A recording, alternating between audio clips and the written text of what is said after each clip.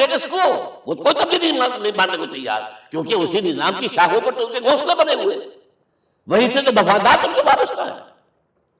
لہذا نظام جو ہے بدلنے کے لیے جانیں دینی پڑتی ہے، خون بہانا پڑتا ہے، جان جوکھوں کا کام کرنا پڑتا ہے، اس کے بغیر نظام نہیں بدلتا۔ اور محمد کا رول صلی اللہ علیہ وسلم، یہ ہے وہ عظمت محمد کی جو انسان نے پہچانی ہے۔ میں 3 گواہیاں آپ کے سامنے پیش کر رہا ہوں، 1 from the east, 2 from the west, 3 کہیں ملوے ہے۔ یہی لاہور 1920، یہاں ایک بریڈلا ہال ہوتا تھا، اس بریڈلا ہال میں ایم این رائے کی ایک تقریر، and who was M N Roy? Personal friend of Lenin, member of the communist international. He knew what revolution is. اور اس نے ہسٹوریکل رول آف اسلام تقریر کی لاہور کے اندر 1920 میں، اور اس نے کہا تاریخ انسانی کا عظیم ترین انقلاب وہ تھا جو محمد نے برپا کیا صلی اللہ علیہ وسلم. میں تو اس کی ذہانت کی داد دیے بغیر نہیں رہا. بعض مورخین یہ جو فتوحات کی ہیں صحابہ کرام نے، ان کو سمجھ بیٹھتے ہیں جیسے اٹیلا نے فتوحات کی ہے یا چنگیز خان نے کی ہے یا کسی اور. کہاں وہ کہاں یہ، وہاں صرف تباہی آتی تھی. اور محمد صلی اللہ علیہ وسلم کے پیروکاروں نے جب دنیا فتح کی ہے، نئی تہذیب دی ہے، نیا تمدن دیا ہے، نیا نظام دیا ہے، روشنی دی ہے، علوم کو تازہ کیا ہے، علوم ایجاد کیے ہیں. یہ ہے وہ انقلاب جو محمد نے برپا کیا صلی اللہ علیہ وسلم. یہ کتاب آج بھی ہندوستان میں چھپتی ہے، بمبئی میں، دی ہسٹوریکل رول آف اسلام. اب میں سمجھتا ہوں کہ ہندو ہے، کمیونسٹ ہے اور گواہی دے رہا. دوسرا، یہ تو چونکہ بڑی ریسنٹ پاس کی بات ہے، ڈاکٹر مائیکل ہارٹ ایک کتاب لکھتا دی 100، اس کا سب ٹائٹل کیا ہے؟ A selection and gradation of the 100 most influential personalities of the human race, human history. پوری انسانی نسل میں سے ان لوگوں کو چن لو جنہوں نے اس کی تاریخ کے دھارے پہ رخ کو موڑا. ادھر جا رہا تھا ادھر کر دیا، ادھر جا رہا تھا ادھر کر دیا. جن لوگوں نے بھی تاریخ کا دھارا موڑا، پہلے سلیکٹ کر لو. سلیکشن 100 آدمی کا ہم آگے. اب گریڈیشن، ان میں سب سے زیادہ کس نے کیا؟ اور ٹاپ پر لایا محمد کو صلی اللہ علیہ وسلم. یہ کتاب تو اویلیبل ہے، پڑھی. اور چونکہ عیسائی ہیں اور حضرت عیسیٰ کو نمبر 3 پر لے گئے، غور کیجیے. نمبر 2 پر لایا نیوٹن کو، بابا طبیعت. اور پھر کہتا ہے naturally I O an explanation. میں عیسائی ہوتے ہوئے I'm placing Muhammad at 1 at the top. How? This is because، یہ لفظ یاد کیجیے، this is because he is the only person supremely successful in both the religious and secular fields. ذہانت، وہ زندگی جو آج تقسیم کر دی گئی ہے، یہ مذہبی زندگی ہے، یہ سیکولر ہے، یہ ریاست ہے، قانون ہے، یہ ہے، اور اس کو الگ رکھو بھائی، مذہب کو الگ رکھو. وہ کہتے ہیں کہ یا تو مجھے ملتا ہے کہ وہ آدمی جو ادھر اونچا ہے تو دوسری طرف نیچا ہے، کچھ بھی نہیں. ادھر اونچا ہے تو ادھر کچھ نہیں. روحانیت میں، دین میں، اخلاق میں عیسیٰ کے اوپر پہنچ جائے گا، لیکن حکومت میں، ریاست میں کوئی پدہ بھی نہیں رکھا، زیرو. مذہب کتنا بڑا پیدا کر دیا گوتم بدھ نے، لیکن ریاست، حکومت زیرو. اور بڑے سے بڑے جو ہے شہنشاہ اور بڑے سے بڑے کانکرس، کوئی چلا آیا ہے. آپ سوچئے جو گریک آ رہا ہے، جو سکندر اعظم کہاں سے چل کر مقدونیہ سے کہاں پہنچ گیا؟ بیاس تک. اٹیلا کہاں سے پہنچ گیا؟ مشرق سے مغرب تک. لیکن مذہب و اخلاق کے اندر زیرو نہیں بلکہ مائنس ویلیو لانی پڑے. ایک ہی انسان ہے. آپ کم سے کم give credit to his honesty. ایک ہی انسان، 2 ہے ہی نہیں. He is the only person supremely successful in both the religious and the secular fields. اب آئیے تیسری میں گواہی دے رہا ہوں ایک ایسے شخص کی جو ویسے شاتم رسول ہے. گالیاں دی ہیں اس نے، بدترین گالیاں دی، رقیق حملے کی، جیسے رشدی نے کیے ہیں، ایسے تسلیمہ نسرین نے کیے ہیں، سب اس طرح کے کیے. وہ ایچ جی ویلز ہے، فکشن سٹوری رائٹر. ہسٹورین بھی ہے، 2 کتابیں ہیں اس کی تاریخ پر، تاریخ انسانی عالم، short history of the world and concise history of the world. جو رقیق حملے کیے ہیں میں اس کا ذکر نہیں، ذکر اس لیے کر دیا کہ معلوم ہے وہ دشمن ہے، دوست نہیں ہے۔ اگر کسی کا دوست ہوگا تو تعریف کرے گا، وہ دشمن ہے، میں اسٹیبلش کرنا چاہتا ہوں۔ اور عربی زبان کا ایک مقولہ یہ ہے کہ الفضل ما شہدت بہ الاعداء، فضیلت تو وہ ہوتی ہے جس کی گواہی دشمن دے۔ جب وہ آیا ہے concise history of the world میں چیپٹر آخری حضور کا، جو حضور کے چیپٹر میں جو آخری بات ہے، خطبہ حجۃ الوداع کو کوٹ کیا ہے، لا فضل لعربی علی عجمی ولا لعجمی علی عربی ولا لأحمر علی اسود ولا لأسود علی احمر الا بالتقوی۔ کسی عرب کو کسی عجمی پر کوئی فضیلت نہیں، کسی عجمی کو کسی عرب پر کوئی فضیلت نہیں، کسی گولے کو کسی کالے پر کوئی فضیلت نہیں، اور کسی کالے کو کسی گورے پر کوئی فضیلت نہیں، ہاں تقوی کے ساتھ۔ اب ذرا میرا ایک لفظ نوٹ کیجئے، کیا لکھتا ہے اس پر؟ Although the sermons of human freedom, fraternity and equality were said before also, and we find a lot of these sermons in Jesus of Nazareth، مسیح ناصری حضرت عیسیٰ علیہ السلام کے ہاں بھی واعظ تو ہمیں بہت ملتے ہیں، but it must be accepted that it was Muhammad صلی اللہ علیہ وسلم who for the first time in history established a society based on these principles۔ انسانی حریت، اخوت، مساوات، اس کے واسط کہنے تو بہت آسان ہے، تقریریں کرنی تو بہت آسان ہے، لیکن ان ویلیوز کو باقاعدہ اسٹیبلش کرنا ایک سوسائٹی میں ماننا پڑتا ہے، یہ اسے دینا پڑا ہے ٹرین جو بھی ہے۔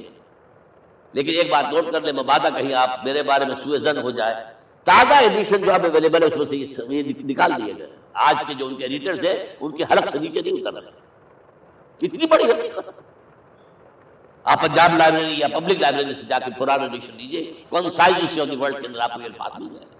Although the sermons of human fraternity, freedom and equality were said before also, and we have a lot of these sermons in Jesus of Nazareth, but it must be accepted that it was Muhammad sallallahu alaihi wasallam who for the first time in history established a society based on these principles۔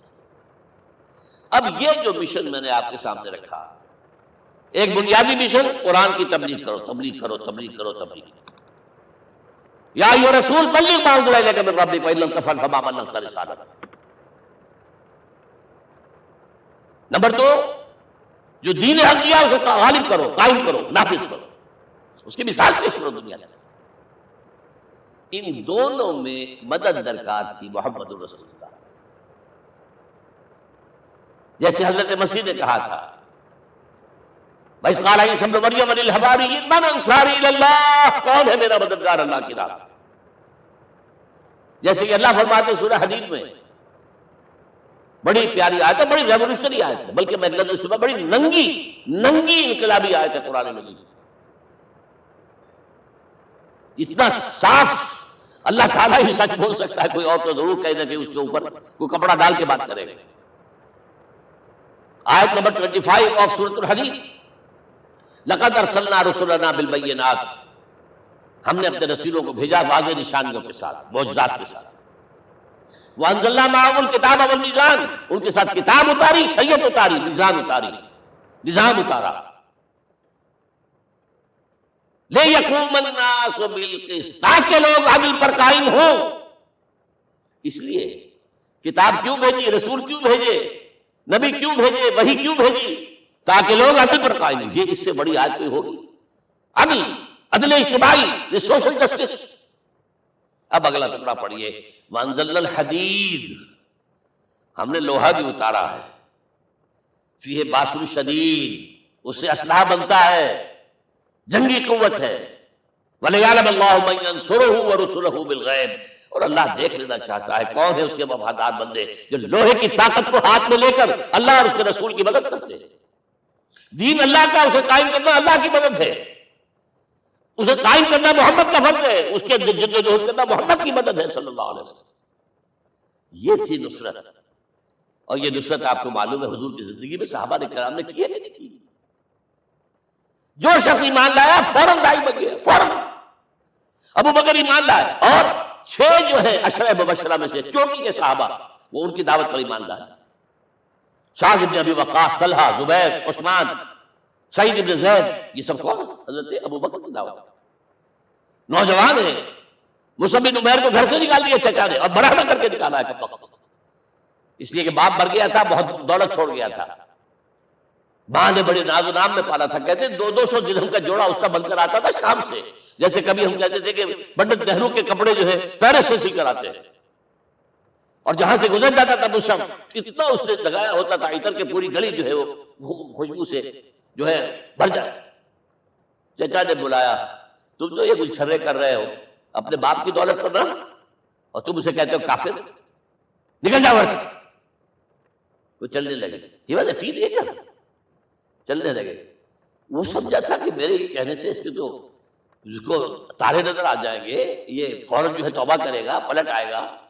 چلنے لگے تو اسے اور غصہ ہے، یہ کپڑے بھی اسی بات کے ہیں، اتارو. وہی اتارے کپڑے. مادرزاد برہنہ ہو کر ماں کے پاس گئے. ماں نے آنکھوں پر ہاتھ رکھا. مصعب کیا ہوا ہے؟ فرمایا امی میں موحد ہو گیا ہوں. یہ ہے توحید. اور اب جا کر حضور کے دامن میں بیت ارقم میں اب ہمہ وقت کارکن ہے، قرآن اتر رہا ہے، پڑھ رہے ہیں، سمجھ رہے ہیں، قرآن اتر رہا ہے، یاد کر رہے ہیں. اور اس کے بعد جب کہا تھا مدینے والوں نے بیت عقبہ اولیٰ پر کہ حضور ہمارے سے آپ کی ملاقات تو سال کے بعد ہی ہوگی، درمیان میں تو آپ کو معلوم ہے خورے چاہیے، کوئی قافلہ بچ کے نہیں آ سکتا، تو اب آپ ہمیں کوئی اپنا شاگرد دیجیے. مصعب بن عمیر کو حضور نے کہا جاؤ ان کے ساتھ. وہاں ان کا نام پڑ گیا المقری، پڑھانے والا، قرآن پڑھانے والا. 75 آدمی اگلے سال لے کر آ گیا ہے، اور اسی سے بیعت عقبہ ثانیہ ہوئی ہے، اور ہجرت کا راستہ کھل گیا. اور اس کو ایک دفعہ حضور نے دیکھا مسجد کے دروازے کے سامنے سے گزر رہا تھا. مصعب پھٹا ہوا کمبل تھا جس میں لپیٹا ہوا. حضور کی آنکھوں میں آنسو آ گئے. غزوہ احد میں شہید ہوا کس طرح؟ علم بردار تھا. ایک ہاتھ پر مار پڑا ہے، کٹ کے گر گیا، ایک ہاتھ سے تھاما، دوسرے پر بھی گر گیا، دونوں جو بچے ہوئے حصے تھے اس سے تھاما. پھر جب ختم ہو گئے اس کے بعد جو ہے جب دفن کر رہے تھے تو حضور کے سامنے پرابلم لایا گیا. مصعب کے جسم پر تو کوئی کپڑا ہی نہیں تھا سوائے ایک چادر کی، ایک دھوتی. اللہ اللہ ختم. اور شہید کا کفن ہوتا ہے اس کا اپنا لباس. حضور کو اتنا چھوٹی ہے وہ چادر کہ پاؤں ڈھانپتے ہیں تو سر کھل جاتا ہے، سر ڈھانپتے ہیں تو پاؤں کھل جاتا ہے. فرمایا سب کو ڈھانپ دو کپڑے سے اور پیروں پر گھاس ڈال دو. That was the last dress which Musab wore. تو یہ لوگ جو تھے محمد رسول اللہ والذین معہ، یہ ساتھی حضور کے جنہوں نے حضور کے مشن میں آپ کا ساتھ دیا. اور ایک خاص مرحلے کا تو میں آپ کے سامنے ذکر کر دوں، اس لیے کہ دین کی اقامت، دین کا غلبہ، اس میں تو جہاد اور قتال آئے گا لا محالہ. Nobody is going to allow you to change the system. اگر سسٹم بدلتا ہے تو اس کے ساتھ جو مفادات بدلتے ہیں وہ ختم ہو جاتے ہیں، جو پریورٹیز ہیں وہ ختم ہو جاتے ہیں. لہذا جب غزوہ بدر کا مرحلہ آیا ہے حضور نے مجلس شورا منعقد کی، اور آپ نے جو وہی سے آپ کو بتا دیا گیا تھا، دیکھو ایک قافلہ آ رہا ہے شمال سے، مال غنیمت سے لدا پھدا ہے، اور 50 صرف اس کے ساتھ محافظ. ایک لشکر آ رہا ہے جنوب سے، ریل کانٹے سے لیس، اور اللہ نے وعدہ کیا ہے کہ ایک پر ضرور تمہیں فتح دے گا. بتاؤ کدھر چلے؟ یہ اصل میں کسی بھی سپہ سالار کے لیے وقت ہوتا ہے کہ اپنے ساتھیوں کے مورال کا اندازہ کرے. کچھ ہو گئے ہم جیسے کمزور بھی، انہوں نے کہا کہ حضور پہلے قافلے کی طرف چلے، آسانی سے فتح بھی ہو جائے گی اور ہتھیار مل جائے گی. ہمیں ہمارے پاس تو ہتھیار بھی نہیں، گنتی کے لوگوں کے پاس تلواریں بھی نہیں سب کے پاس، تو 50 آدمیوں کے ہتھیار تو ملے گے. پھر لشکر سے نپٹ گئے. اب حضور کہہ رہے ہیں اشیرونی اشیرونی اشیرونی. حضرت مقداد بن اسود کھڑے ہوتے، حضور ہمیں موسیٰ کے ساتھی نہ سمجھیے جنہوں نے کہہ دیا تفضل انت وربک فقاتلا انا ہاہنا قاعدون. ہم موسیٰ کے ساتھی نہیں ہیں، ہم آپ کے جانثار ہیں. آپ جو آپ کی نیت ہے آپ بسم اللہ کیجیے، ہم آپ کو کیا پتہ ہمارے ذریعے آپ کو اللہ تعالیٰ آنکھوں کی ٹھنڈک عطا فرمائے. حضور پھر فرمایا مجھے مشورہ دو، مجھے مشورہ دو. تب خیال آیا سعد ابن عبادہ رضی اللہ تعالیٰ عنہ کو، جو رئیس انصار تھے، ہو نہ ہو یہ ہماری طرف روئے سفر نہیں، کیونکہ بیعت عقبہ ثانیہ جس کے نتیجے میں ہجرت ہوئی ہے اس میں طے یہ ہوا تھا کہ اگر یہ مکے والے مدینے پر حملہ آور ہوں گے آپ کو ختم کرنے کے لیے، ہم آپ کی حفاظت ایسے ہی کریں گے جیسے ہم نے بیوی بچوں کی. اور ابھی مدینے پر حملہ ہوا نہیں ہے، حضور پری ایمپٹ کر رہے ہیں، باہر نکل کے مقابلہ کرنا چاہ رہے ہیں. تو گویا کہ انصار کور نہیں ہوتے اس کے لیے، اس لیے بار بار اشیرونی، مجھے مشورہ کرو.